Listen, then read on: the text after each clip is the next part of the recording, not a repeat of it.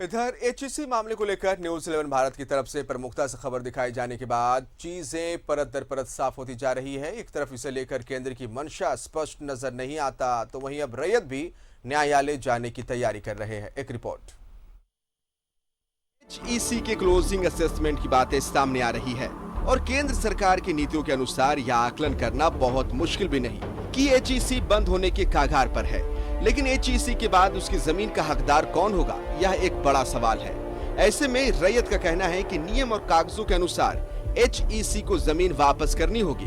Factory के इस्तेमाल के अलावा एचईसी उसे बेच नहीं सकती। एक समय ऐसा आया कि एचईसी चला गया एकदम लिक्विडेशन में, फिर इसका पुनरुद्धार का योजना बना, उसमें भी जमीन को लोगों ने बेचने का काम किया। हम तो संघर्ष कर रहे हैं, हम रैयत हैं, हमें कुछ मिला नहीं। लेकिन अगर एचईसी बंद होती है तो नियमतः रैयत को जमीन वापस होनी चाहिए, जो लैंड एक्विजिशन एक्ट कहता है। 1894 के एक्ट में कहीं भी ये प्रावधान अगर है कि जमीन को उपयोग के बाद जो बच जाए और उसका मालिकाना स्वतः प्राप्त करते हुए दूसरे संस्थानों को हस्तांतरण किया जाए, ये अगर कोई भी नियम है तो हमें दिखा दे।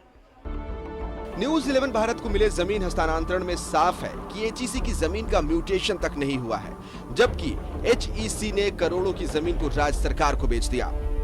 वहीं यदि एचईसी बंद होता है तो इस पर दावा केंद्र करेगा, लेकिन रैयत अब उसी कागजों के आधार पर न्यायालय जाने की तैयारी पर है और कहा जा रहा है कि एचईसी के पास इतने भी कागजात नहीं है कि वह अपना दावा न्यायालय में साबित कर सके।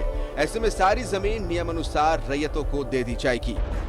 एचईसी मैनेजमेंट जो एचईसी को बचाने, कामगारों को वेतन देने, इन सब चीज़ों को लेकर के जो एचईसी की जो ज़मीन है उसको जो बेचने का जो कुचक्र चलाया है उसको खास करके होने नहीं दिया जाएगा।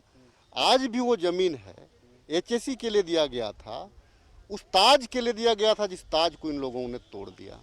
अगर एचईसी कारखाना चलेगा तो निश्चित तौर से एचईसी चलना चाहिए, लेकिन जो खाली ज़मीन है आज भी क्या कहता है कंपनी एक्ट, क्या कहता है, इन लोगों को समझना चाहिए। डीड ऑफ कन्वेंस की बात करता है, इन लोगों का डीड फॉल्स है, इन लोगों का डीड फॉल्स है।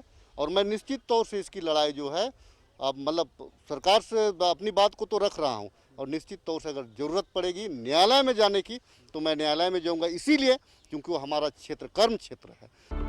हालांकि अभी चीजें साफ होने में कुछ वक्त जरूर है, लेकिन एचईसी अगर बंद होता है तो एक बार फिर राज्य में विस्थापन का मुद्दा ज्वलंत हो जाएगा, क्योंकि कागजात कुछ ऐसे ही बयां कर रहे हैं। न्यूज 11 भारत के लिए सहयोगी नवल के साथ आयुष चौहान की रिपोर्ट।